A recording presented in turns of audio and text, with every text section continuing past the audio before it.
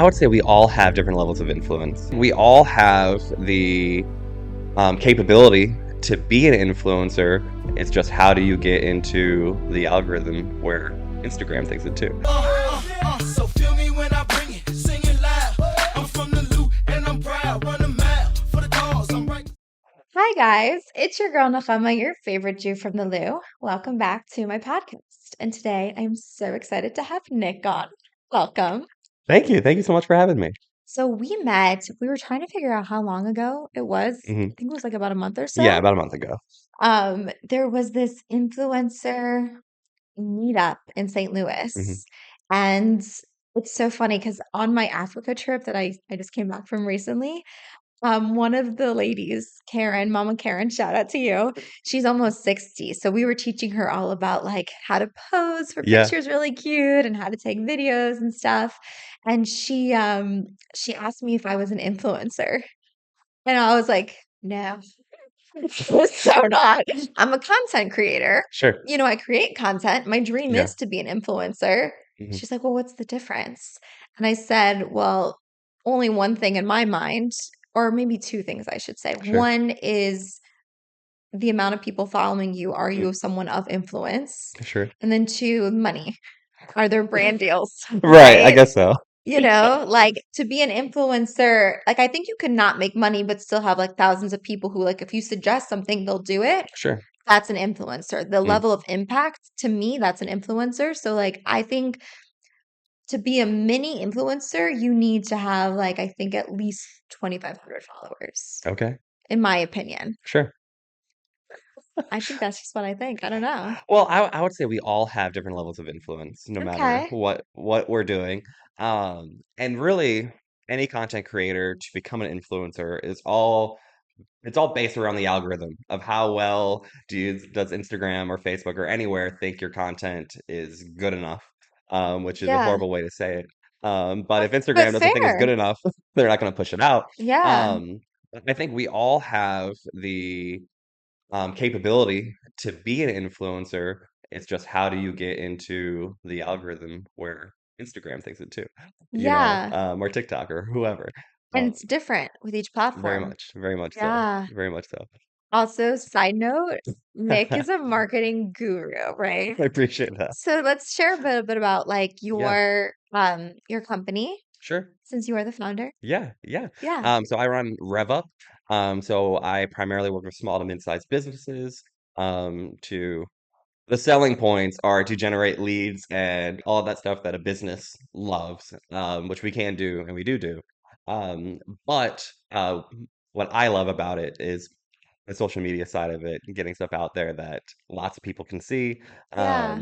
My favorite part with it, so we do paid ads on Facebook and everywhere else, which is great if a business has a budget for that. A lot of the businesses that I work with, they don't have a budget for paid ads, so they're primarily focused on organic content to get their product or their service out there. But that's what I really love is how do I take somebody's product or what they may have and get it out to the masses organically, Yeah. which is much better.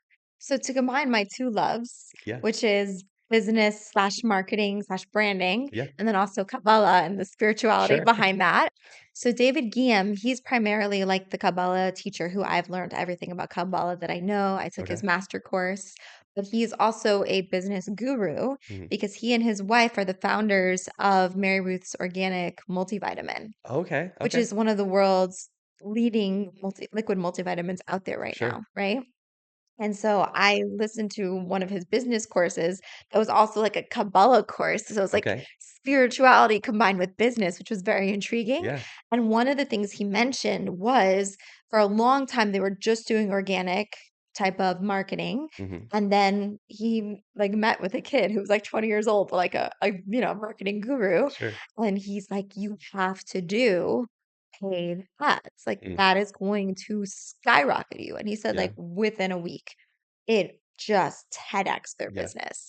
So I think the interesting thing about budget is like whether it's personal or professional, Hmm. we all find the money when we need it. Sure. That's true. you know? And I think there's also ways to start out small with paid ads as well. 100%. I think for a lot of people, it's just more of something I've learned Mhm. going connecting business and influencership, right? Yeah. Is that most of the entrepreneurs that I've met on this journey, for those who don't know, I also have like a small coffee shop or online coffee shop, I should say, soon to be brick and mortar, called Le Cafe, where we sell our light, medium, and dark roasts. And then eventually it's going to be like a whole community hub, which Yeah. I just teased out with you about I love before. it. Yeah. But the thing is, most entrepreneurs will say that there's two pain points that they have. One is that they wish they would have documented earlier, Mm. and two is that they hate being in front of a camera, Sure. Yeah. right? Yeah. And it's like they understand the importance, but they also feel so intimidated by the platform and how professional other people's work is. Sure. And I think, yes, ideally, if you could have someone professional to shoot you, yeah, of course, your stuff's going to be so much better. Sure. But even once I'm a big believer in like immersion therapy. The more you put yourself out there, Mhm. the better you'll get. Yeah. So on my personal page, that's why I gave myself a challenge where I don't have a brand that I'm promoting on my personal page. My Mhm. brand is me. So all I'm doing is every day I have to do one reel. Okay. Yeah. And I got better at it. I've been Yeah. learning all about editing. I've learned about like angles. I'm not so afraid to be in front of a camera anymore. Right. And this is going to drive you nuts, but I'm not really checking metrics or worried Sure. about that because for me, I used to be more of a back end thing like, are people liking it? How are they engaging it? Mhm. And it caused so much anxiety that it would like almost harm my creativity Mm. and my confidence, put myself out there. So it's almost better that I'm not obsessing over that because since I'm always in this creator mode, I'm not concerned with that. Sure. In my ideal world, I get to live in my creator zone and I have a team of people to worry about the metrics. Sure. You know, Yeah. that's my ideal. I think that's great. I do wish you would look at metrics a bit I more, know. of course, but, at the end of the day, I don't think it doesn't matter. Um, really, it's creating a space where people, which I don't think a lot of us realize this, but no matter what content we're doing, we're creating a space for someone to either feel included or feel Mm. heard. Ooh. So if we're creating content, and it can resonate with people on a deep level, it doesn't matter how good your hook is or, the metrics on like watch time, how long or short your video is or whatever it is. If you can create a space where someone can feel included into whatever content you're putting out there, like it doesn't really matter at the end of the day what metrics say or not. At the end of the day, the way I look at it, if all I could do in my life is impact at least one person on a deep level, like, I feel fulfilled You know, with Ralph that. Waldo Emerson said that. Did he really? He Okay. said, well, paraphrasing kind of like what you Sure, said, yeah. but he said, if one person has breathed easier because of my existence, then Mm, I have lived a life of purpose. I love that. I love that. Yeah, Yeah, well, that's so there you go. yay. There we go. Alignment. Yeah, Yay. We love yeah. this. That's so cool because also, um, that's how I created you from the loo Mm, with my podcast. I was working corporate. mm, I was very lonely mm, because I was sharing a space with a coworker who was very overworked and very overstressed. So she was in okay, a very negative energy space. sure. And like, I want to chit chat all day. Yeah. She did not. Okay. So what ended up happening was I started listening to podcasts, which before Mm, I always thought were boring. I hated sure. podcasts to begin with, to be honest. Yeah. And then I started listening to podcasts, and then I realized, oh my gosh, unlike real life, I can choose the conversations, the topics, the Mm, tone of voice, the person who's talking to me. mm, There's a lot more control, if you will, sure. right? And then I just really started to learn and enjoy. Sometimes I would listen to comedians and just fun ones, but Mhm, sometimes it'd be more educational. mhm, And then I'm the type of person that I can only be a consumer for so long before I need to get my hands messy on something that I sure. love. And our corporate office gave us a $200 budget for a hobby of our choice. Mm, So with that, I bought these two $50 each gaming mics yeah, and then a $50 lighting kit, and it began. there you go. I wanted to create a space because I realized with podcasts, a lot of us, we go through things and we feel like we're alone. Yep. And then you hear a conversation where someone's talking about something that you're struggling with, or at least you can relate to. And you're like, wait a minute, I'm not alone. Yep. And so that's exactly what I want to do with this space. There you go. Yeah. Yeah.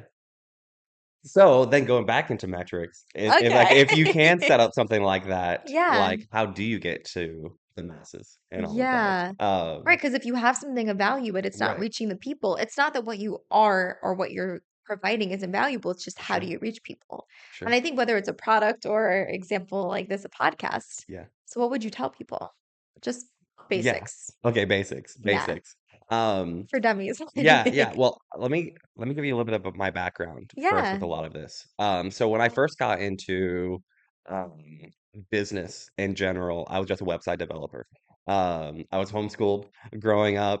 No And way. my mom was like, "Hey, you need to figure out something to do that uh Like a hobby, so then it keeps you basically a busy. hobby." Yeah, because Yeah. honestly, I was like the epitome of what you think a homeschooler is, where like they have no friends I and have they so many reels to send you in my head right now. over Yeah. uh but I also grew up in a cult, which is a whole other thing. We could talk about that later. Wait, can we talk But about it we now? can, yeah, I For guess the if you want to. story, for the Sure, sure, plot, for the sure. podcast? Yeah. Okay, this is tea. I didn't know. Uh, okay, so a little bit about my lore. So there's a whole Amazon Prime documentary about it. Are you familiar? Are you familiar with the Duggars? Yeah, 19 Kids and Counting. So I yeah. grew up in the same cult as the Stop Duggars. it. Yeah, I grew up knowing the Duggars, friends No, with them, no. and everything. Yeah. Okay. Um, Actually, when I was in that, I had started a podcast with a group of friends that were also in the um, same group, called Courageous Men of the Word, and it was a Christian Bible study podcast type of thing. Okay. Um, and we had like the Duggars on as guests and different things like that for it Wow. as well. But so I grew up in a very conservative Christian household. Yeah. Um, my parents were the type where um, my mom was very, very strict with different things, and if you didn't follow those rules, you basically were going to hell and all of that good stuff. Which included for like my sisters, like you have to wear long jean skirts 24/7. You can't show off your legs or whatever. Wow. Um, a lot of different things. It was very much works based on you have to do this and this and this and this, and then you can get to heaven. It Mm, wasn't necessarily that was um, promised to you. right, yeah, or by faith alone, or anything like that. So growing up, I was um, very much. Uh, a perfectionist by nature. I was kind of forced to be that, just because if I wasn't perfect, there was no hope for me, Yeah, or anything like that. I relate. Yeah. Uh, and that was the group that I grew up in, which was called ATI, or the Institute of Basic Life Principles. Um, and that was so it started back up in like the 70s when 70s like hippies and all the different stuff where the church was scared of their kids becoming hippies and rebellion and all this different stuff. And it was a way to grab control of Mm, youth. And at least the way that it grew up for me, um, well, I already mentioned that it was very much works based, where you have to do certain things to get to heaven with all of that. But yeah, so if you watch the show 19 Kids and Counting, how I many think I'm kids in were one in your episode. family? I'm the oldest of eight. So it's a wow. Yeah, yeah. Okay. Yeah. Yeah, so Okay. there's a lot. And that was most families in the group. Had lots and lots of kids. Um but uh but anyway, so my so my mom, she was like, you need to have a hobby. You need to do something. And I told her I wanted to learn how to build websites at the time, which was insane for me to say because I grew up in a house where we didn't have cable TV or internet or anything. Yeah. Uh, so that I wanted to be a website developer like shocked her, but she let me do it. Okay. Um, so I started going to the library, getting books, all of that different stuff, and it was crazy because I also didn't have access to a laptop or anything to work Yeah. on. So what I would do, I would read these books, and I had a composition notebook that we had for my homeschooling, and I would code in the notebook, take it to the library, type it all up, and then I have to debug and figure out, okay, why isn't this working or anything like that. That's so Yeah, yeah, but intriguing. I wanted to do it so much. In a way, it was an escape for me. Yeah. So I was able to do that. But Right. Because I mean, with web, I know a little bit about it yeah. because in our school, initially, it was supposed to be graphic design and web design. Okay. Yeah. And so with coding, one little thing is wrong, Mhm. like a period is off, like Yep. the whole thing doesn't work. Yeah. And so I am not the personality type that enjoys that. Sure. But it's interesting because I think maybe from your background too, it's almost like a way for you to have Mm. your own little world where you have control and to be Yeah. able to figure out what it was probably really like Yeah. rewarding. And it's like it's almost like my mom's like a feng shui junkie Okay. and she cleans like a fiend when her life is out of control, Mm. especially, right? Some people are like that. Sure. And whenever I meet someone who's really clean, I'm like, there's trauma here. You know what I mean? Like if you're That's great. Yeah. if you're that clean, like either you're trying to control something Mm. or you were raised in a way where like it was punishment for not. Mm. Okay, continue. Yeah. I No, all love this good. old school coding. I guess so, yeah. Yeah. But yeah, so it was a way for me, I guess, just kind of to escape, which was also horrible because I don't have the greatest handwriting either. So then when I would have to decode the code that I written out, I had to figure out, okay, what did I actually write here? Yeah. Which is fun. But yeah, so I started getting into that. I met another guy in the homeschool group that actually did it for a business, and he kind of brought me on as like he was my mentor and taught me a lot of different stuff for like the business world and everything. So since I was 12, I wanted to start this web design business and all of that. Um, so got into that a bit more and started to try to figure that out to what that would look like. And I got invited to go to an event, and this is after my parents and I had a falling out. I moved out when I was 17, Oh, wow. and then trying to figure out what to do with my life at 17 by myself, That's which is great. wild. It's really scary. Yeah, yeah. Thankfully, I had like a good job at the time. I guess I had that. That's good. That was my first thought. I'm Yeah, like, yeah, just taking care of yourself, like not sure, having a home, like literally needing the basics. yeah, It's like I'm thinking like Maslow's hierarchy of needs, right? Like just sure, survival. yeah. Yeah, okay. I guess that's where people talk like the Judeo-Christian work ethic or whatever. But I had worked at Goodwill at the time, and I was just like a sales floor associate.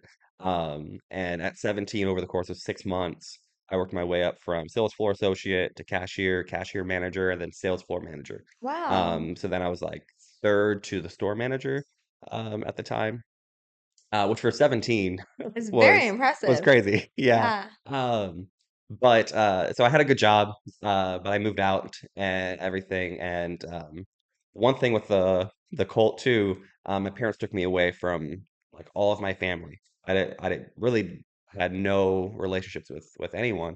And I lived up in Minneapolis, Minnesota at the time, and I started connecting with some of my family lives here in St. Louis, Mm. connected with my uncle, and he invited me down to come to an event that he was helping put on. And it's with a company called Life and Air, like millionaire, but with life. Yeah. And it was a 3 day get a life boot camp. And I went to that, and it was my first event that I went to that wasn't in the cult. So it was very, in a way, it's very refreshing to see like, oh wow, there's like normal people. And also all these normal people, like they're just as messed up as like my family was, you know? In their own way, yeah. Yeah, and they're trying to figure it out.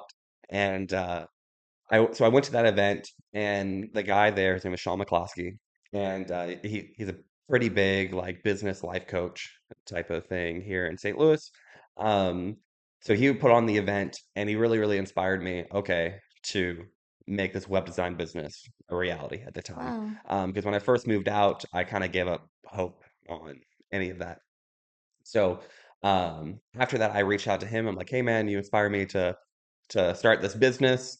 If you ever need a website, let me know. And it was kind of like that shot in the dark email that you send, not expecting a response or anything.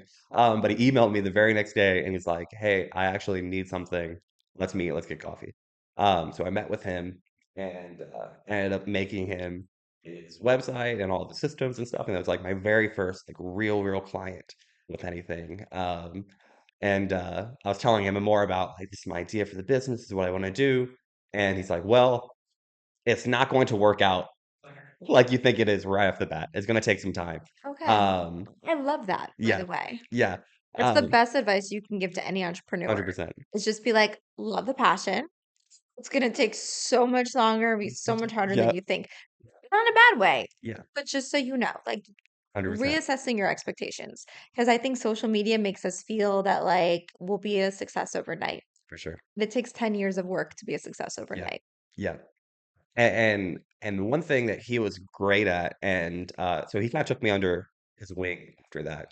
But one thing he was great at was a lot of people they build a business, um, they wrap their business excuse me, they wrap their life around their business rather than wrap their business around their life. Yeah. And that was kind of the whole point of Life in Air is how do we make a business that helps you create the life you want to have rather than how do we make a business that sucks you sucks all of life, all happiness, all joy away from you. Oh, Um I need to hear all this. so Yes. so he started teaching me a lot of the stuff about vision, and ikigai and all these different stuff, and it was very, very refreshing. Wait, And let's break it down. Can we actually go into it a little bit, sure, like what he sure. said? Because I Yeah, think for myself, I want to hear, and I'm sure there's people who yeah, will be listening who like need to hear this. sure. So break it down like simply for a dummy. Yeah, yeah. So it all starts with ikigai, basically. I'm gonna pull that up real quick so I can Yeah. actually not butcher it. While you're pulling it up, I'm going to share a short story. Yeah. So, actually, talking about God, how we met was such a God thing because we weren't supposed to meet. Um, so I actually had an event for Le Cafe the night of the influencer event. Okay.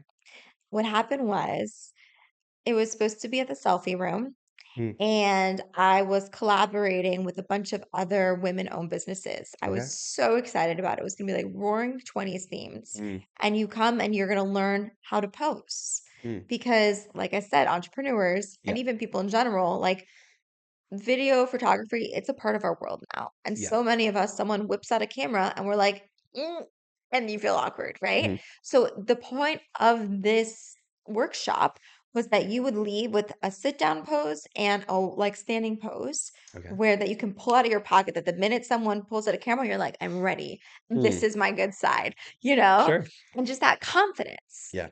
And then also just a way to collab, like we were gonna collab with Steep Street Co., which is a local loose leaf tea company. Okay. And we were gonna do like everything was gonna be mocktails. So she was like uses her teas as a base for mocktails. Okay. She's gonna make tea mimosas. Okay. And then I was gonna be launching my decaf roast. And I Sure. was gonna make like a cocktail version of an espresso martini Okay. or a mocktail version. So sorry. Sure. And then my other good friend, Elise, with her gluten-free baked goods, Sweet Elise, she was Mhm. gonna have some gluten-free treats. And Okay. then everyone would leave with like a little goodie bag with like this little champagne glass with all the little treats to Sure. go. And then also in the back, everyone would leave with a professional, Jess, the photographer. She was going to take a professional photo of Okay. each person. So like your confidence would shine. You get Yeah. a moment captured of the evening, right? Sure. And we were so excited. Like, it's such an amazing group of women. We were so thrilled. Plus, part of the funds was going to go towards the charity that I was raising money for Africa. Oh, wow. Okay. And week before, I checked in. I was like, hey, how many people have bought tickets? Like, we've all been posting, we've been reaching out. Mhm. Zero tickets sold. Oh, wow. Zero tickets sold, which was heartbreaking Yeah. because we're so excited about this event. Mm. And then no one signed up. And I remember feeling so down. You know, like when you feel so passionate about something and then you Yeah. put yourself out there and then you get that rejection Yeah. and then you like question your existence and 100%. my worth, my influence, right? Mhm. And I was just like, I guess I'm not influential. I guess Sure. I don't matter. Like, and it's funny because I'm not the only one in this group, but I took so much responsibility because it was my idea and I'm the one who like brought everyone together. Mhm. And the fact that like nothing came of it was so disappointing. And then just, I'm not even kidding you, like the moment I had that thought of, I guess I'm not influential, Mm. Nikki, the one who Yeah. the who's been on this podcast, Oh, who really? Okay. Let's yeah, go. that's how we know each other. She actually reached out to me. I was like, "Wait, why? I'm Yeah. nobody. Like, why are you reaching out to me? That's so cool." She's like, "You seem nice." I'm like, "Oh, yay." And then she reached out to me because it was like an invite only, like Yeah. influencer, like meetup event. And she was like, "Yeah, you should come." I was like, literally me saying to God, like, "Oh, I'm not influential." And then I'm getting Yeah. invited to like an influencer event. I was like, and I wouldn't have been able to go Mm. if it was the event. Right. But because it was canceled, because and we're still gonna do it.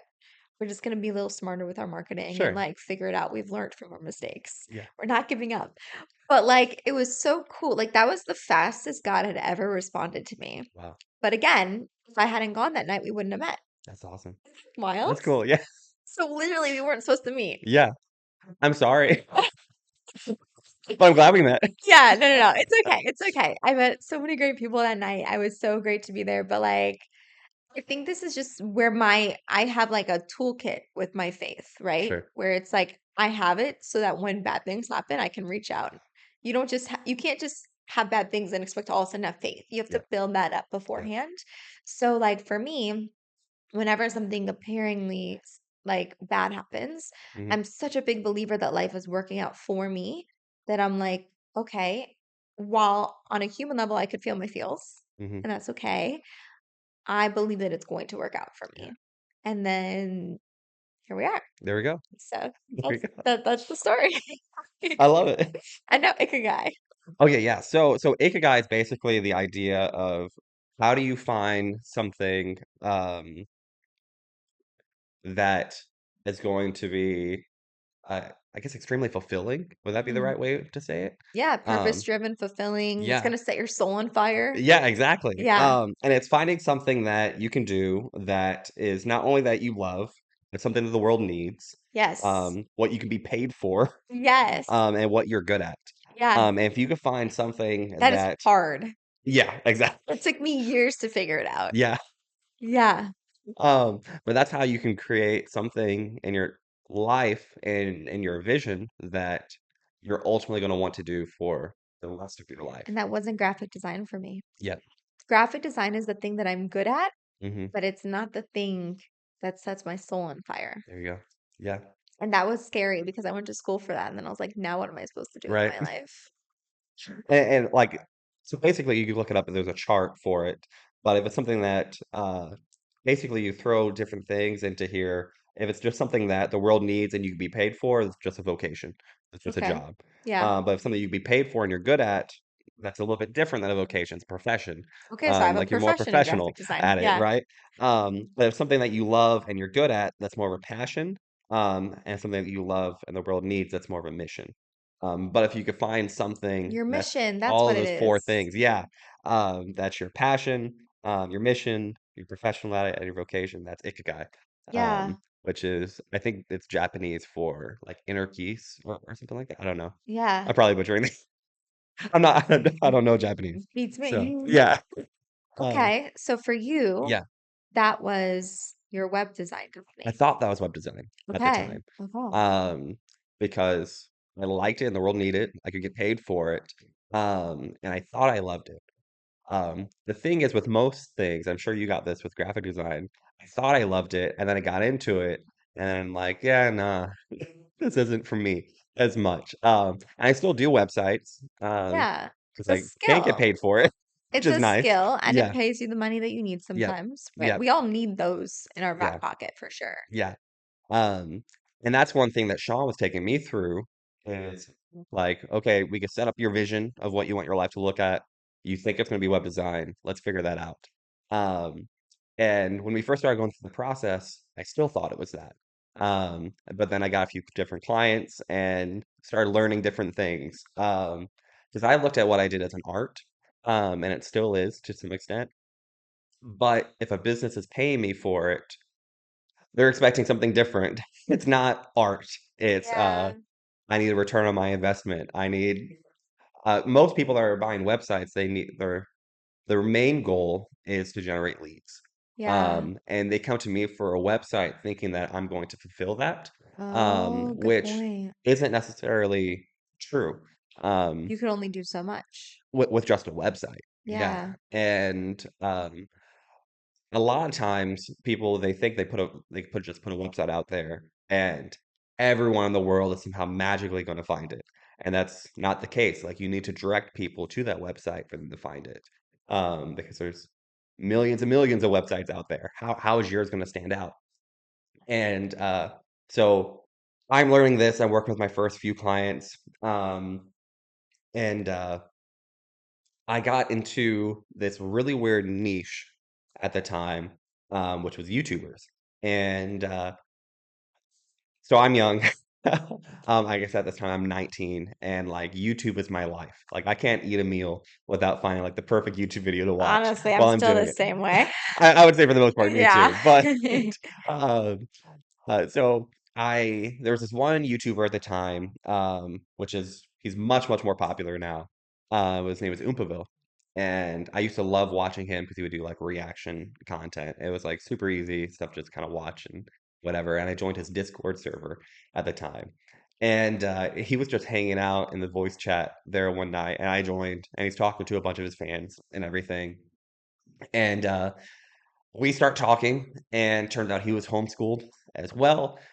He also went to college for like IT and different things like that. So we kind of connected right off there.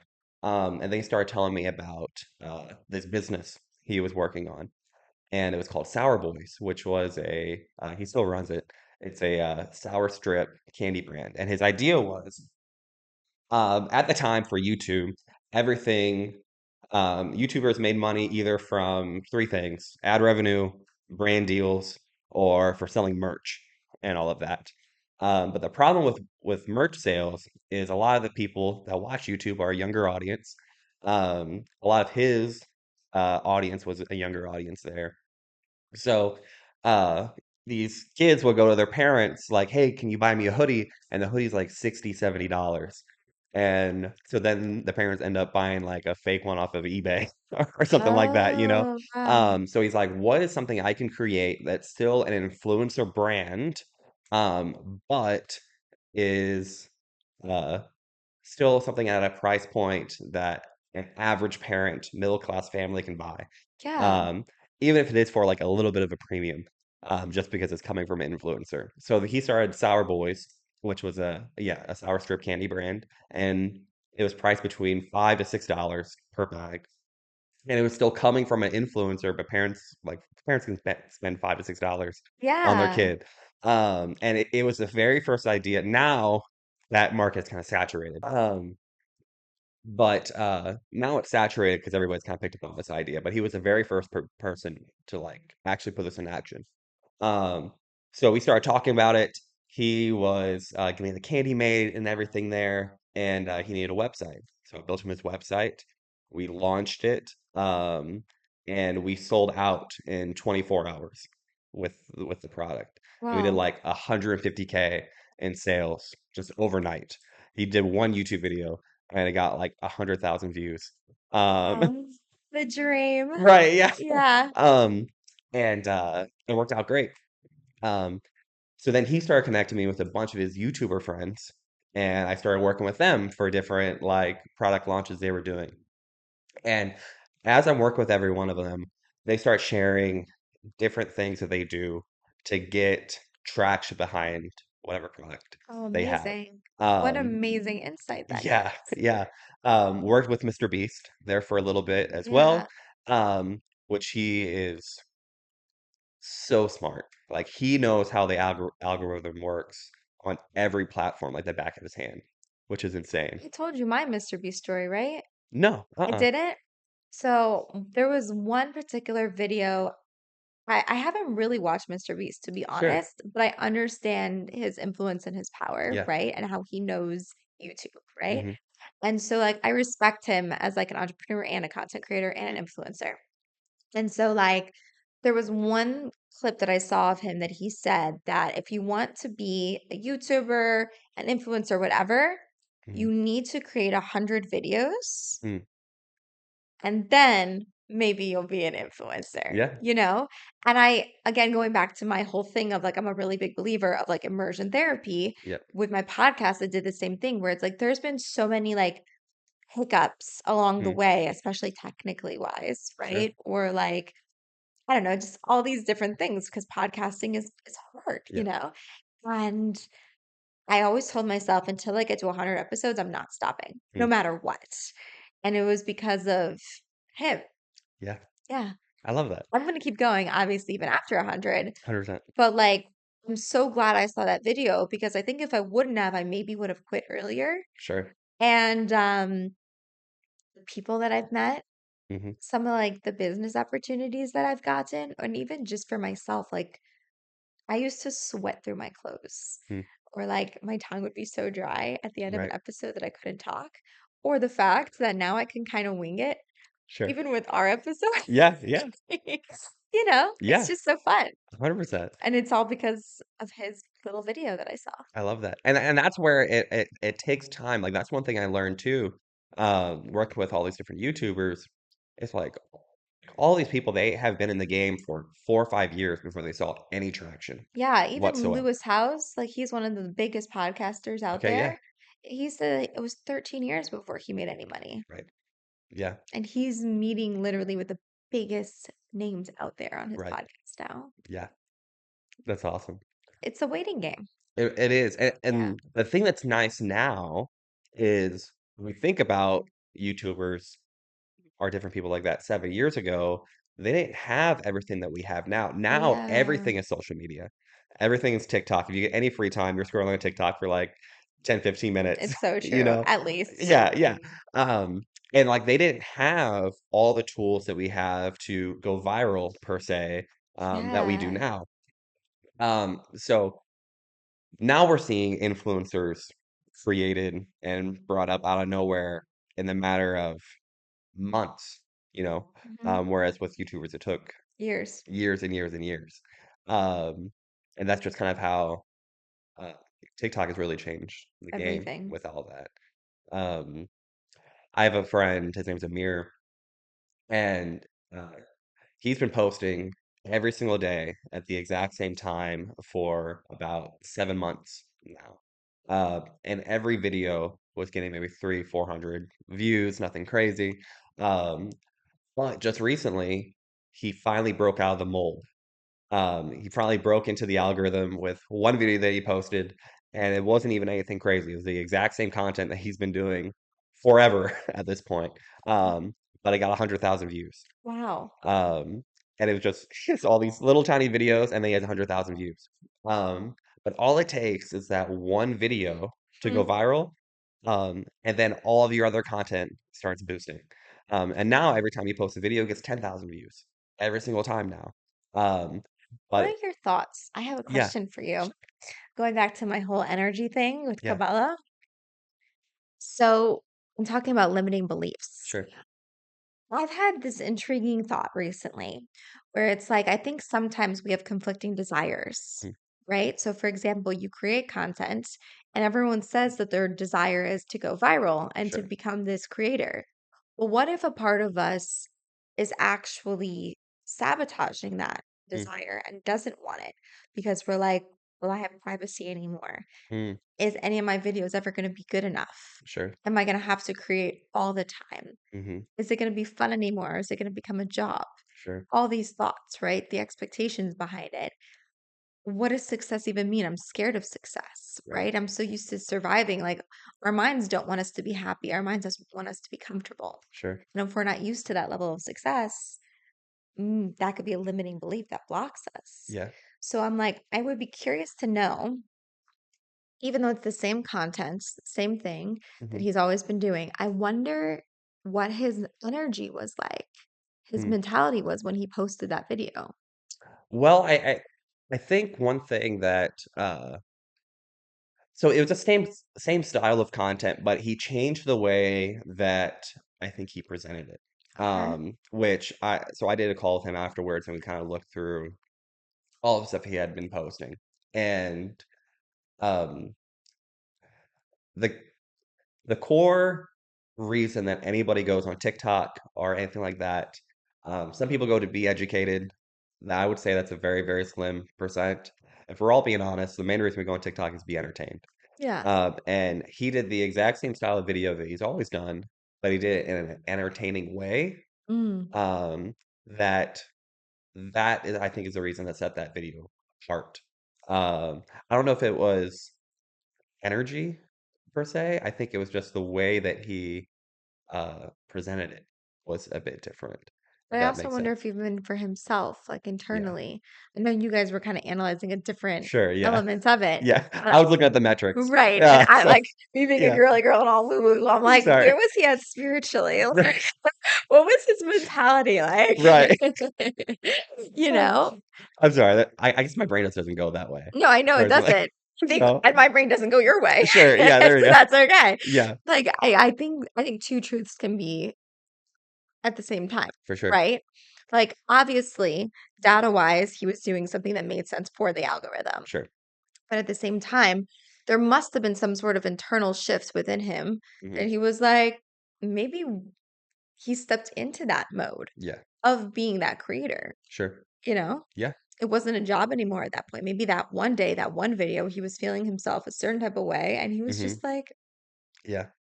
Yeah. that I think it's that we can see authenticity, Mm. right? I'm sure you've worked with a lot of corporate clients. 100%. And when you see these CEOs and CFOs and all these like executives, the minute they're so powerful, right? They're well spoken for the most part. You put a video camera in front of them, they can't get two sentences together. They're Yeah. so Yeah. nervous, you know? Yeah. So it's like, but what makes someone intriguing? What makes people want to listen? It's when they seem like they're 100% Yeah. themselves. They're open. Hmm. Because it becomes less of an act at a certain point. I Yeah. feel like people feel like they have to act a certain way on social media, um, when in all reality, you just a lot of times you just need to be consistent And with it. you. Yeah, Yeah. yeah. So anyway, It is interesting though, because like I remember there was like one little video on my personal page that cracked me up that was the one that like it's always the ones you put the least amount of effort into. 100%. And that's also a little Yeah, frustrating sometimes because sometimes as a creative, it's fun to put together these like elaborate reels or whatever, sure. right? There was one that I put together where I don't remember the name of the actor in real life, but he played the boyfriend slash husband of Phoebe from Friends. Okay, Do you know yeah. who I'm talking Yeah, I know who about? you're talking about. Okay, so he was in an interview and like there's just this clip that people have been reusing of him or this audio where he's like, "Look at us. Look at us. Yeah, Who would have thought? yeah, Not me." yeah. Yeah, that one.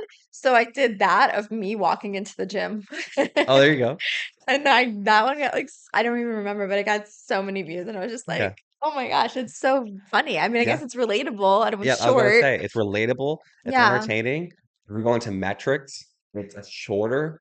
It was like Um, 7 seconds. yep, Yeah. exactly. A lot Yeah. of the times the ones that will get pushed out more, so it's all about watch time if we get into metrics. That's Um, very true. what That much how, I know. yeah, yeah. So what percentage of the video is your overwhelming audience watching? If it's a shorter video, you can get the percentage up a whole lot fast, a whole lot higher Which than makes sense. yeah, But sometimes, whether as a creative or even just someone who's like trying to put information out there, sure. it could be really hard Yeah, to decrease the message that you're for trying to put sure. out there. Yeah. And that's where you can still share a message, um, but maybe just share the message in a different way, you know? Maybe Hmm. it's more sharing the message actually in the caption of the video rather than in the video itself. But the video's entertaining enough, hooky enough, short enough to keep the audience engaged, and then they're just reading your caption. But as they're reading their caption, it's replaying the video 5 or 6 different times, and you're able to share that Yeah. message. You know, all you need is something to get somebody to stop for just a few seconds. Get them to stop for just a few seconds, and then usually stay to watch the whole video. I think the number is if you can grab somebody's attention for 4 seconds, you have their attention for the next 30. Hmm. So if you can get it in the first 4 seconds, then the video can be as long as you want after that. But the first few seconds are like extremely crucial for Yeah. someone to actually stick around and watch your content. So we digressed a little bit. Yeah, yeah. Going back to your story. Yeah. So I started working with these YouTubers, all of that Yeah. different stuff, and they started teaching me how content really works, how the algorithm really works. Um, and I was like, okay, so they do this for entertainment. How can I take this over to the business world? Because I had all these clients that were like, I would build them their website, and they're like, this website sucks because it's not performing. And I'm like, I just built a website. Like, I don't know what to tell you. But then I realized, okay, they're coming to me for leads, not necessarily for just a fancy website, or for my art, as I wanted to call it. So then I was able to bring this to the business world, and I took all the same different concepts that all these YouTubers with millions and millions of followers are using that they taught me, and I brought to the more the business side. And how can we take basically the same content that these YouTubers are doing, and make it entertaining in a business setting? Yeah. And kind of break the mold of uh, normal carousel posts or like whatever a business thinks they need to Yeah, do that's to fun. build traction.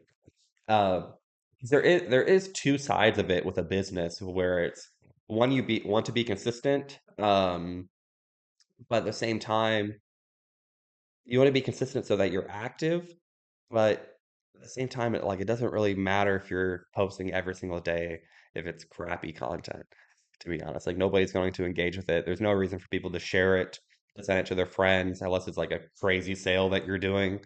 Like Yeah. there's no reason, you know? That's Um, really good to hear because yeah, I think a lot of business owners feel a lot of pressure to sure. be because that's the advice that you're given Hmm. to share content every single day, at Right. least one post a day, if not more. Yeah, But better to share something of quality. right. Yeah. So that then it gets into how can you make quality content consistently after that? But you just have to start with you know, creating something meaningful at least that people want to share. I would say start once a week, create something meaningful. Um, I'm all about, I don't post every single day on my Yeah. social media. If anything, I post like maybe once a month. Um, but at least what I try to post is more it's something I've thought like long and hard about on whether or not this is actually, will this give life to someone? Will this bring value to someone's business? Can this change lives? Is it entertaining enough that somebody will want to watch it? I try to put a lot of thought into my stuff, so it's It's a lot of more pressure. quality over quantity. Yeah, it can be. It can Can be. be. But at the same time, I feel like if you are just in the mindset to give, it doesn't matter as much. Like I'm just So trying to see, give. that is that energy thing. You do think that way. Okay. There you go. See? Yeah, sure, sure. That is an energy thing, Yeah, right? Because yeah, maybe after you post it, you're going to start looking at like that's true. metrics and all Yeah, the data, right? And maybe you, based on your knowledge, will also be like, I know certain days, certain times would be a better time to yeah, post with my audience. I know when they're yeah, engaging. But at the same time, while all that is important, it means nothing if what you're posting isn't something from coming from a place of giving, for sure. right? Because I think people also sense that energy of, do I want attention versus am I giving? Yeah, yeah. And that's where I kinda go back to what I was sharing in the beginning, where a lot of times, if I'm making content, um, I'm thinking about one person in particular that I know this could help, Mm, because I know if it can help this one person, I'm sure there's 5 or 6 other people that are going through the exact same problem. Because as business owners, we all deal with the exact same problems in different ways, and they may come in different shapes or form, but yeah. it's the exact same problem, you Th- know? That's funny you mention that because I actually had this idea for Le Cafe where I started this. I don't know if I had started it when I met you. I think I Okay. had.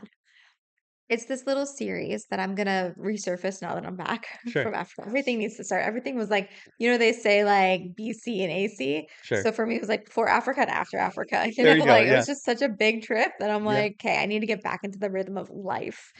But on my own journey of learning about coffee, I can nerd out about it for hours. Sure. And I noticed that there's this huge discrepancy between coffee snobs, Mhm. the coffee connoisseurs of the world, and then just your average coffee drinker. Because Yeah. there's Americans, especially, are the lead in the world of coffee drinkers. But most people don't know anything about anything. As a barista, I can't even tell you how many stories I've had where it's like people have come in and be like, "What's a latte?" Yeah. Like, as a barista, I'm like, Yeah. but then I have to backtrack. I think like a year ago, I Mhm. didn't know the difference between a cafe au lait, Americano, all these things. There are things on the menu that I maybe would research, but was very overwhelming for Sure. me. Or as a consumer, you go to the grocery store and you see all these brands of coffee, and Mhm. you're like Robusta, Arabica. Mm. What are these brands? Notes of cherry and vanilla and chocolate and all these things, and you're tasting it, and you're like, doesn't taste like ice There's like cream. coffee, Like, yeah. yeah, like it's coffee. It's like some coffees I like better and not, and I don't know why. Yeah. And sometimes it's fresher and not, and I don't know why it's better. And so it's like, as I've been going on this journey, I'm like, there's a huge discrepancy of information.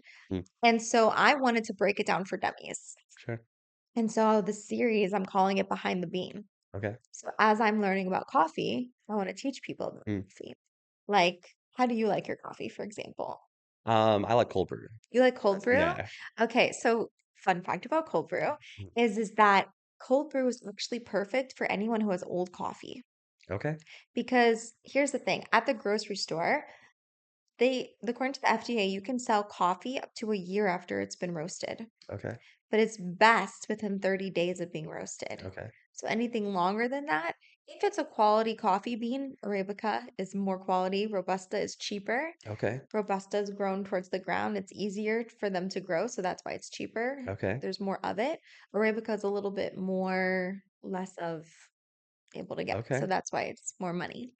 But the taste is better. Mm. Um, and now I just went on a whole tangent No, just you're about good. getting Yeah, all keep excited going. about it. But like Robusta, for example, the caffeine hit is like a punch to the face. Like you think gas station coffee, you drink and Mhm. you're like, 6 hours, let's go. Yeah. But like it's disgusting, right? Mhm. It's not a quality cup of coffee, but like Arabica coffee. It takes at least 40 minutes for the caffeine really to digest into your system and for you to feel Mhm. awake. You're not going to feel that pow of caffeine, Yeah. but you're also not going to have the same crash that you would with Robusta. Mm. So it's just a different experience. Yeah. And so with cold brew, if you ever do have old coffee, that's the best way to do it. And cold Mm. brew also is your best option for getting the most caffeine with like the least amount of bitterness as well. Okay. Do you make it at home or do you like to get it? I just get it. Yeah. Oh my gosh, you have to try my cold brew. Okay. Let's do It's it. so good. I Yeah. combine my light and dark roast. So Okay. typically, another thing with cold brew, fun fact, if you're making it at home, Mhm. um, you do a medium to dark roast. Mhm. People don't usually put light roasts in cold brews, Okay. but I put my light roast, I do half dark, half light. My light Okay. roast has like a cherry undertone, Okay. so it's very unique. Okay. It's so good. There we go. Let's try I'm it. really proud of Yeah, that's it. awesome. Um, Yeah, but like that's just the Yeah. thing. There's so many fun facts. Or like let's say an Mm. Americano, right? This is a video I'll have to do. I always think for me it's like setting. I want to do it interesting settings, Sure. for like Yeah. videography, cinematography. But Americanos, the name Americano came because American soldiers during World War II were stationed in Europe, and a lot of Europeans will have a double shot of espresso. Mhm. Super bitter, especially if you're not used to drinking that much Okay. concentrated just black coffee, and it was too much for them. Mm. So they asked the cafes to add some hot water to kind of dilute it, Mm. which is what an Americano is. It's shots of espresso with hot water. Okay. Shoot. Fun facts. Yeah. So, okay, so here's a question. So how would you Yeah. present that in a way that someone not only is hooked in the first 4 to 5 seconds, Okay. um, Hear you. but, let's talk. Like, Like, how how would would you I break present that that down? content? Um, Without strategy. Yeah. Yeah. Without strategy, I mean, I think for me, it's just like my excitement, right? Sure. So I would maybe I actually, this is a good question. Mhm. So, do you think with that video, I should start off with a little introduction, being like, "Hi, my name is Nakama. I'm the owner of like cafe." No, No, no, totally not. no. No. Because okay, so first off, and this is gonna sound really brutal, Okay. nobody cares about you. Okay. Nobody cares about I mean, anybody, it's something I've you learned. know? I'm almost 30, so. So no, I don't mean it like that. I don't mean it like that.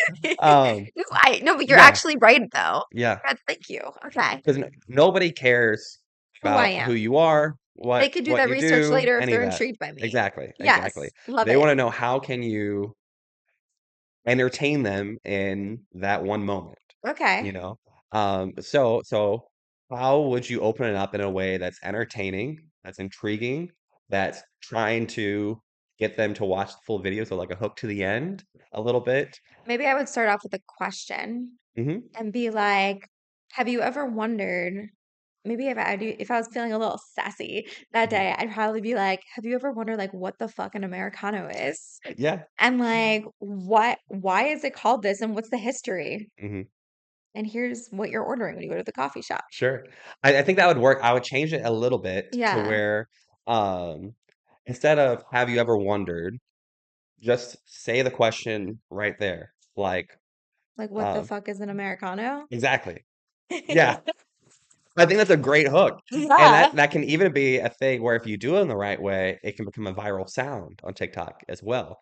Oh If you my can gosh, create it that's in a so way true. that, because it might not be an Americano. It could be, some other question that somebody has, but they can use your audio to be like, "Oh, what is this?" You know? Yeah. Um, so I think that's great. So start with that. And a Okay. lot of times,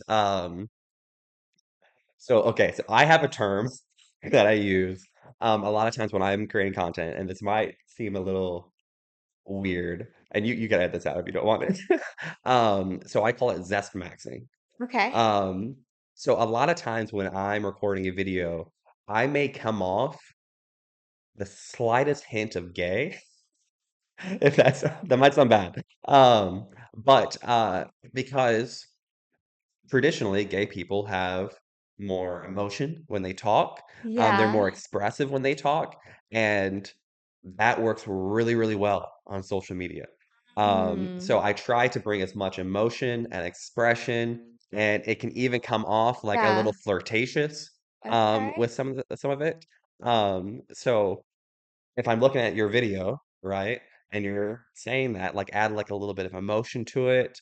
Um, if that makes sense. I'm It does sorry. make Okay, sense. okay. No, I do get what you're saying Yeah. because the thing is something that I've learned even from my podcast Mhm. is that so many times I think that I'm being expressive Sure. and it doesn't carry the way you think it does Exactly. on camera. Yeah. I don't know how it does in person, Sure. but like on camera, sometimes like there's been episodes where I feel like I've been like super like using my hands a lot and Yep. like just the way I'm sitting.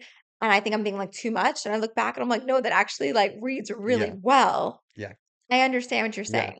So instead Yeah. of just, "What the fuck is Americano?" Like, "What the fuck is an Americano?" Like, Mm. add a little bit more expression and enunciation on certain words and a little bit of a pause. To Um, create that like intrigue, the yeah. drama. Yeah. Because then you're getting into, okay, you need to hook somebody in the first 5 seconds. Mhm. How do you keep someone for the first 5 seconds throughout the entire video? So if you can kind of draw out that first question You are so good at just to what you be a little do. bit just to be a little bit longer, Yeah. without them getting a payoff yet of what the video is about. Yeah. So you're just drawing that out in the very beginning that, okay, someone's like, "Okay, I've already watched 5 seconds of this, I guess I might as well watch the rest of it." Yeah. Because people get in the mode where they're just scrolling, scrolling, scrolling, scrolling, they're just doom scrolling. Um, and if you can just stop them in their tracks for just like, again, 5 seconds, it's not that Mhm. long. But if you can stop them in their tracks for just a little bit, they'll watch the rest of the content that you have to offer. I like And then they'll learn about the history, and then you can go into more in depth, and then maybe you can even shout out, your coffee brand, different Yeah, things like that. But you just gotta hook them in a little bit in the I love beginning. that. I would change that to, I think maybe for branding, Mhm. that may be a little more PC branding that you can Yeah, use for for sure. it, is you could call it stop them in their tracks. Sure. Because I like that mentality. Because that like what will stop people in their tracks? Mhm. That's a good way to do it, you know? Yeah. And even with the event, we were talking yesterday, me and the owner, Heather, the owner of the selfie room. we were talking about how like one thing we learned with events is that you can't just create one post and expect that people are going to jump Yeah, and sign up for it. 100%. So you have to like keep putting it out there, keep putting Yep. on your stories, Saturated. share it with your network, Yeah. but also like really create that story Mhm. of what you're doing. So Yeah. how can you do it in different ways Mhm. to create intrigue and make people want to come? Yeah. Yeah. One thing I'll talk about too with it is a lot of people, they think that, "Oh, there's this new trend going on. I need to jump on a trend." Honestly, that's the most detrimental thing that you can do. Because once you jump on a trend, unless you're like the very, very first or second person to jump on it after some video goes viral, um, if anything, it's going to actually diminish your reach on the algorithm because everybody's doing it. So you're Um, almost oversaturating at that yeah, point. you're oversaturating the sound. Wow. TikTok looks at it as just fluffer content. There's no reason for them to push it out at all. Wow. So trends, again, unless you're like the very first or second person to do it after something goes viral, it's very much a detriment. Because every video matters with the algorithm. Right. Um, So to my point, like yeah, earlier, like I think we have different perspectives, and I think both of them have different value, sure. which is really intriguing. Yeah, Because you were saying with your personal page, you only post like once a month or yeah, something, right? In mine, I'm posting like once a day at least, if not yeah, more, right? yeah, Um, and I think for me, my page is really mostly for me, sure. if that makes sense. Yeah, I'm not gonna lie, I'm my biggest fan. yeah, Have there been times that that's I'm all good. scrolling back on my own page and be like, God, I'm funny. It's great. Yeah. It's great. So I just Yeah. crack myself up on my own page. But like, it's just really a page for me where I don't really care, if that Mhm. makes sense. I'm really just doing it because I'm working that muscle of Yeah, creating. That's my intention. yeah, I love your intention too, and I think that's also really sure. important. It's just different stages, Yeah, right? I'm so new to this that mhm, for me, I'm still trying to think like a creator, yeah, right? And so, like, I think in the beginning, I was using like the templates that Instagram had, mhm, which are obviously what everyone was using and sure. saturating. But as I was learning, I'm like, wait, I'll be scrolling on Instagram and I'll hear like an audio. And now I know how to save it, reuse it, and Yeah, create it. And now I know how to like to do all these things, yeah, which is really exciting. But I only learned mhm, because I was posting every single yeah, day and just constantly in the app. yeah. So, I think it's different goals too. Like yeah, I'm not necessarily trying to become an influencer or a right. content creator myself. Yeah. Um, honestly, if I am posting content, to be completely honest, I'm just trying to get a sale. You know? Okay, yeah. And I know if I just put out one piece of content that is extremely good, that's life-giving, that's business changing, that's all of that, I have at least like I get enough engagement on my posts that I put out that I know I'll get at least one or two people reaching out, and I'll probably close one of them, you know? Yeah. So Yeah, because I'm not trying to sell anything with mine. right. Mine's just more about like learning Yep, the app. And also, I'm using it to gain confidence and skills to for be able sure. to utilize for my other platforms, like my podcast Yeah, and for my coffee. yeah, Yeah. The coffee one is still something where I'm like, how do we use that to like create leads? That's what I'm mhm, trying to still figure out too. Because I'm also thinking as a consumer, like let's say for example with Mary Ruth's mhm. liquid multivitamin. I actually do use it and Yeah, I love it. It's like my favorite product. there you go. And what's so funny is like they're getting a free shout out Yeah, here, I was gonna right? be like, hashtag I ad. know. Yeah, But like the thing is that the reason why my experience with it was so intriguing because I utilized that thought process of how I was as a consumer. How did they get me? mhm, Because it's kind of an expensive product. I'm not going to lie. sure, My coffee, for the average person who's trying to budget, they might look at it and they may think it's expensive, right? sure. Now, having gone to a coffee farm and understanding all that goes into it, and also knowing my costs and everything, Sure. my price, I feel confident on, which is Mhm. something I didn't have before Africa. Now I'm like, my price, I feel good about. I feel Yeah. like it's worth it. And to be honest, I probably could be charging more. Yeah. So I feel like I'm doing a deal for Yeah. people. But It's just about knowing your worth and having that confidence because you can Hmm. put whatever price you want to, but you have to be willing to stand behind whatever that price. But then the second part is, are people paying it too? Sure. Right. So there's that struggle that I think entrepreneurs always have. And we were talking about with the Yeah. limiting beliefs earlier. Um, where was I going with this? You were talking about just posting just for yourself. Oh, right. So my whole journey with Mary Ruth's was obviously how ads work is you start seeing things, Yeah. right? And the algorithm will keep feeding it to you. Yeah.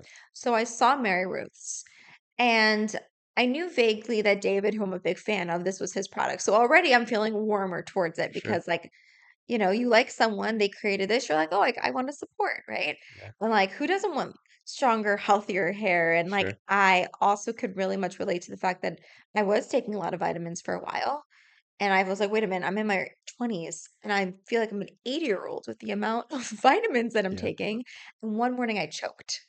Oh, wow. And after that, I stopped taking them because Okay. I'm like, this is ridiculous. Hmm. So the liquid multivitamins was great because I just do a half a shot glass every day, toss it back. Sure. Conceptually, I like the concept, but then I looked at the price. I remember one day, finally, after like weeks, maybe months of seeing it, I finally clicked on it, Hmm. saw the price, and I was like, well, no. And I Yeah. went off it, right? Yeah. And then I don't know. I kept seeing it. I kept seeing it. I kept seeing it. Hmm. And that is what made me one day be like, you know what? I'll try it. Yeah. And I did, and the results made me become a consumer. Yeah. And so when I think about Le Cafe, I think about the same way as well, where Hmm. it's like sometimes you don't see the leads right away, For but sure. as long as I'm putting myself out there and people are Yeah. seeing it, all I have to do is do two parts. When people hear about my story, I left corporate Hmm. to pursue my passion, and I'm giving 10% back to local charities every month. And also, it's good coffee. Yeah. Once they're all that is part of the process, like then I get those customers that are For sure. loyal. So it's just a matter of put me in front of the customers, have them Hmm. taste my coffee, and I know that they'll want it. They'll Yeah. see why it's special.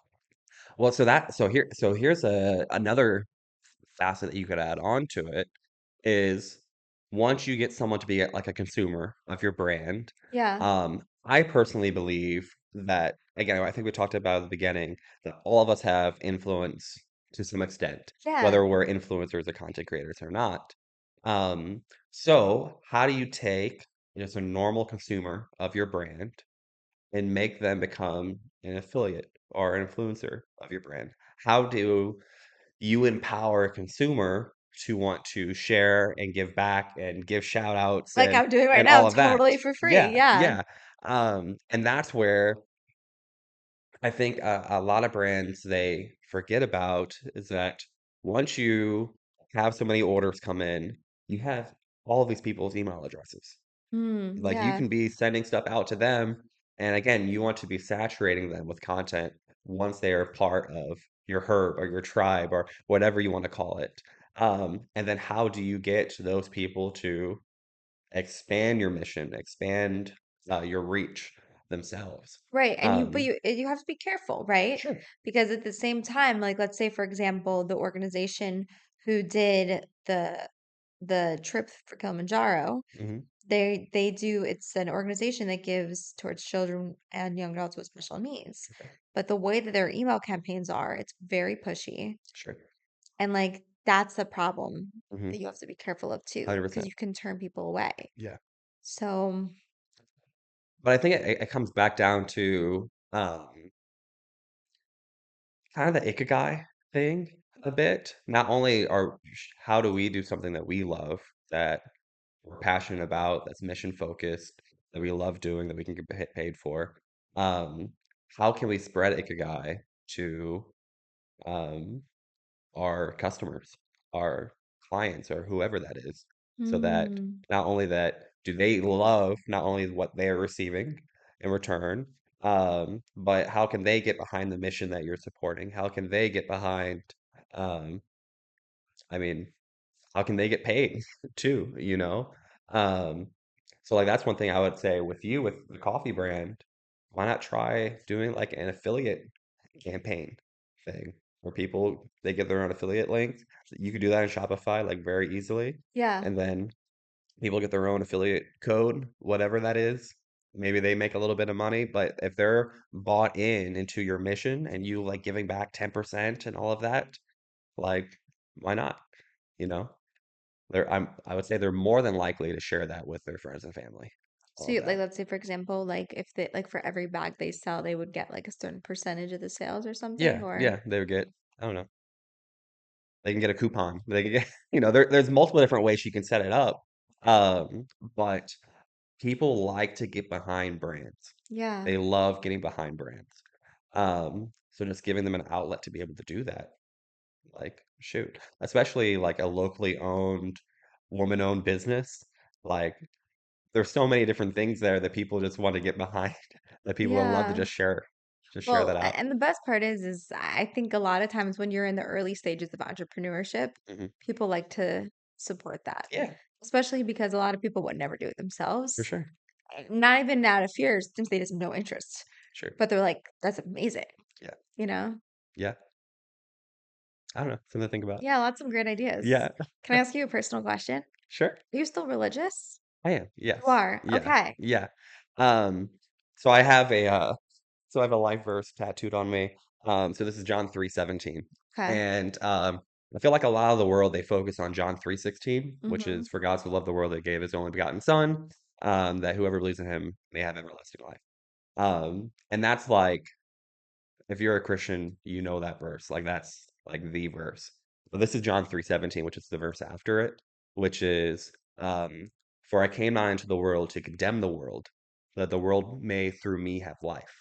Um, and that was growing up in the cult and everything I did. Um, it was the exact opposite of that, which was basically if you don't do these certain things, like you won't have eternal life, or you're not loved. Like nobody will care about you if Mm, you're this, and that. Um, but the Bible says something completely opposite, that God sent Jesus into the world not to condemn us, not to belittle us or make us feel like we're unworthy, but that we actually can have life through him, which is completely contradictory to what my parents taught me growing up yeah. and all of that. Um, but it's in the Bible. So I'd rather take the Bible over my parents, to be honest, Yeah. or any of these other religious leaders that want to tell me what to do. Yeah. It's Um, very impressive that you like still found faith after a cult yeah, because I feel like you hear a lot of yeah, people go completely the 100%. opposite way, you know? And And that like, was a big thing, like, so they did an Amazon Prime documentary called Shiny Happy People, um, and they interview different people from it, and it was very one-sided to where, um, everybody that came out of it were atheists. They had no mm, spirituality whatsoever, and it didn't show the other side that you can still go through that and still have faith. Um, I think a lot of people think it's this or, right? right, It's like you're either religious or you're not. yeah, And it's simply not the case. right, Like for me, I would say like I'm Jews for joy. sure, That's where I'm at right now. Like there's so much about like it's not just like, oh, because I'm not an Orthodox Jew, I'm not Jewish. I don't sure, identify. There's so much about Judaism that I think is so incredibly beautiful and mhm, meaningful to me. And I have such a deep faith in God yeah, that it's like everything's a journey, yeah, right? And so it's like it's not I'm giving up everything just because there were certain things that I'm struggling with. yeah, yeah. Doesn't have to be so extreme. Not at all. Yeah, Not at all. So, that's really cool. yeah. So you mentioned off camera, but I'm gonna bring it up Uh-oh. on Okay. camera because I think it's important. Talking about this whole concept of like ikigai and like your passion and your purpose, right? Yeah. Sometimes passion dies, Mhm. right? And so like you were saying how like right now you've been doing your business now for 6 years and you're not feeling as like passion driven Yeah. as you were. So can we like dive into that a Sure. little bit? Sure. Yeah. Yeah, I feel like so I had some personal things that happened over the last few years that you know about. Yeah. And it's kind of like what you're talking about with after coming back from Africa, which I'm assuming you'll share in another podcast that people should watch. Um, but I'm trying to really look into and figure out for myself what's important. um, Yeah. what is life. I have two beautiful daughters that I focus on the business so much that I probably don't see as much as I probably should. Mm. And I love to spend more time with them. Um, I'm just kind of refocusing, trying to figure out. Um, it used to be that business was such a huge, important part of my life. It still is to some extent, but I was driven by revenue goals and how big of a client base can I have, and I was so focused on like my influence and things of that nature, that the influence of things that truly, truly matter at the end of the day, like being a dad, Yeah. kind of fell by the wayside. I was so focused on other people's approval of myself, which again probably comes from some childhood trauma with the cult I grew up in, Yeah. where it was I all think we about all kind of struggle with people sure, pleasing to a certain extent. yeah, yeah, It's human. We want to be sure, part of the tribe, whatever that tribe is, right?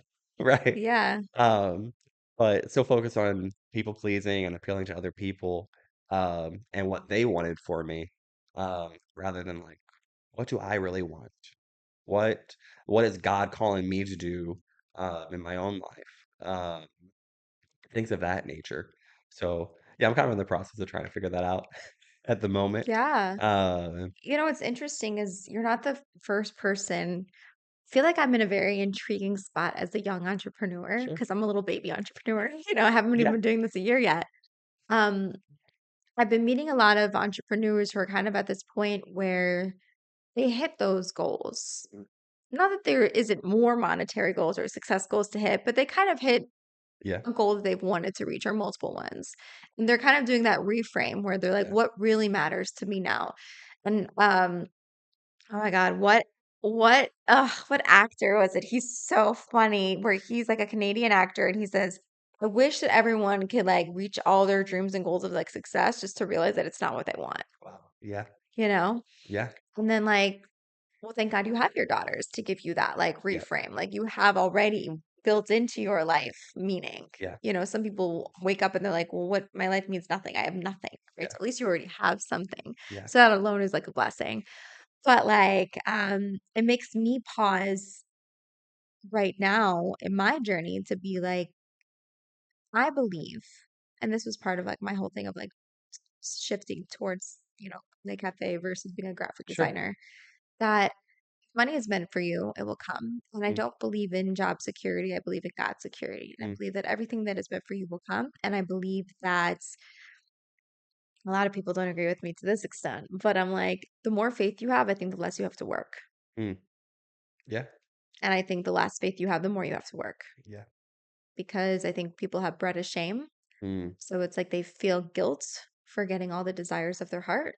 mm. But I think when you allow yourself to receive and be like, does a baby need to be worthy to Sure. be loved, to receive? No, they get all the love, all the attention, all their needs are met. Yeah. So why is it that as we grow older, we feel like we need to earn and prove and Mm, deserve love, you know?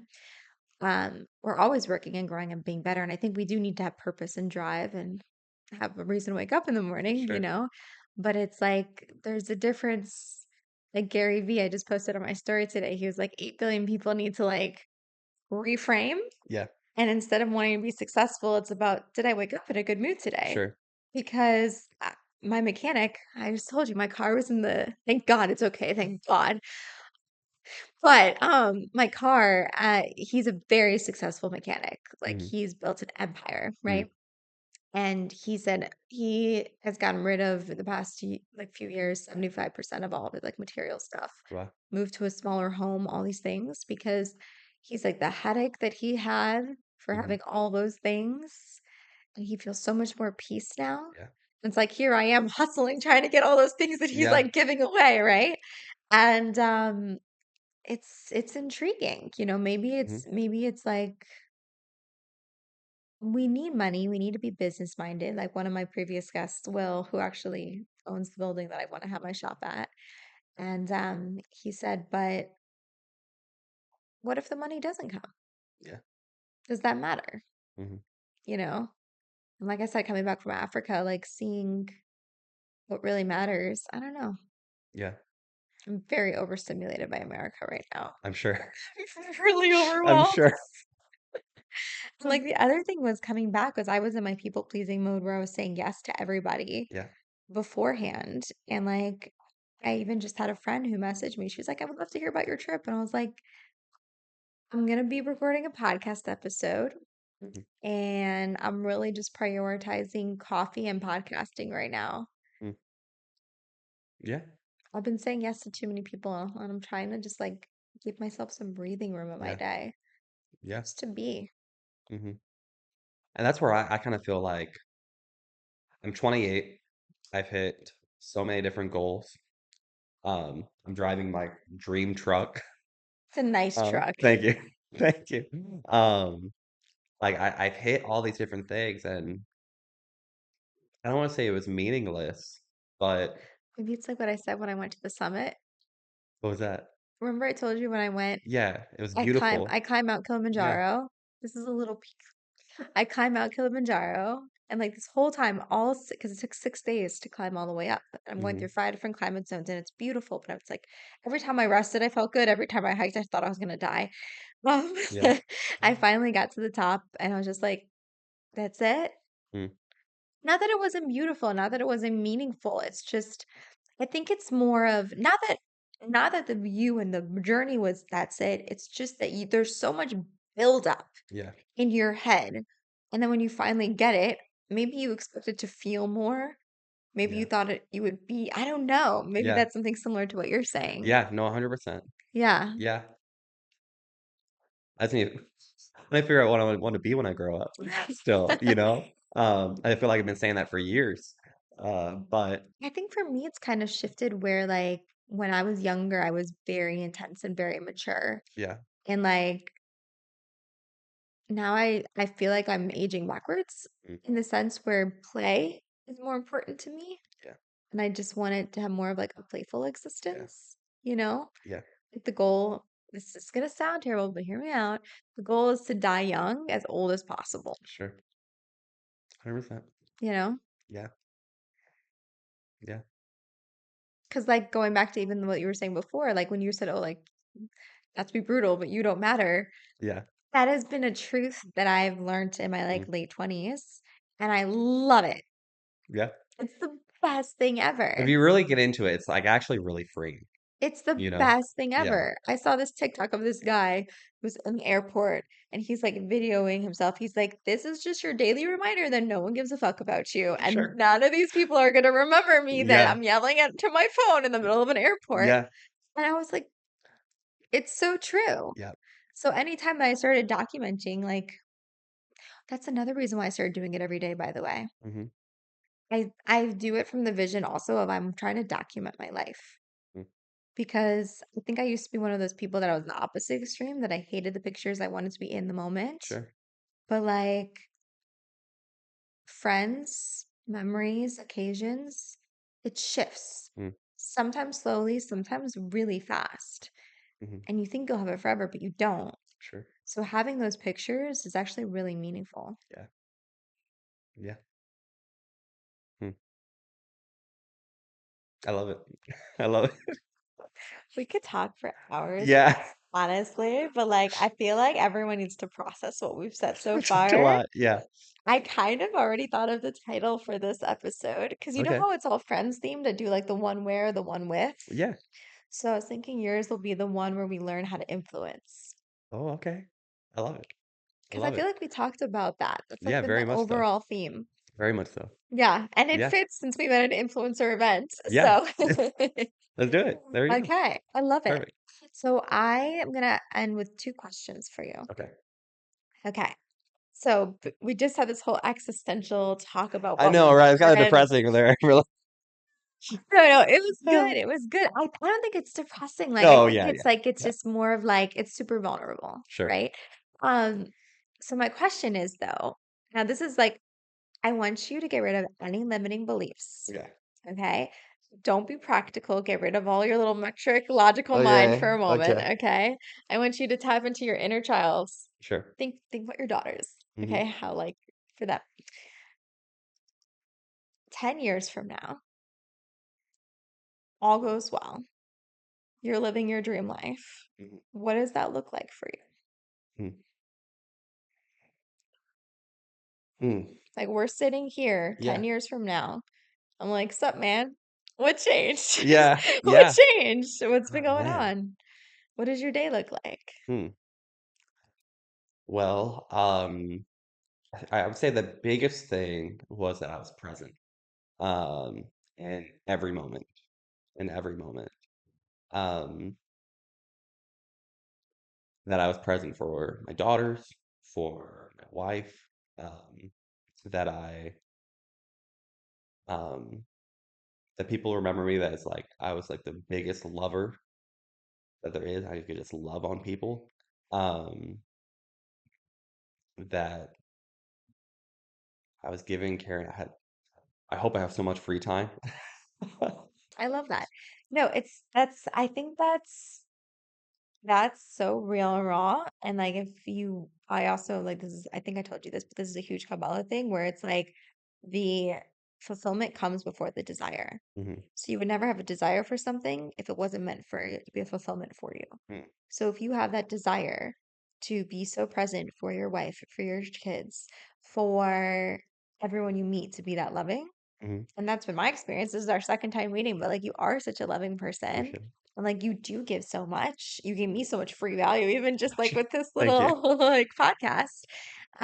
So yeah, yes, Mhm. done. Check. It's gonna Okay, happen. cool. It's gonna be. Perfect. You're welcome. And then I do have a tradition. Sure. So this is the whole basis of this whole podcast, which is all based on this Hebrew quote, which is "Eze Chacham halamein mikol adam," Okay. which means one who is wise is one who learns from everyone. Okay. So we have learned so much from you. Mhm. But if you can leave us with like one last little life lesson or favorite quote. I think the biggest thing, I would say is no matter what, even when it's tough, even when it's hard, even when you feel uninspired, um, to still just show up. Mm, Um, I know I tend to do this a lot to where if I get overwhelmed, I hide, yeah. which is very, very detrimental, to not only my brand, my business, but to myself, because it's not good for your mental health to really do that as well. Yeah. Um, just show up. Um, and I would say that God has an amazing plan for each and every one of us.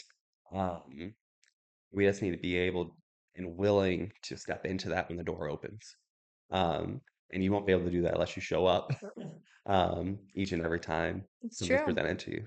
So I love there you that. go. Yeah.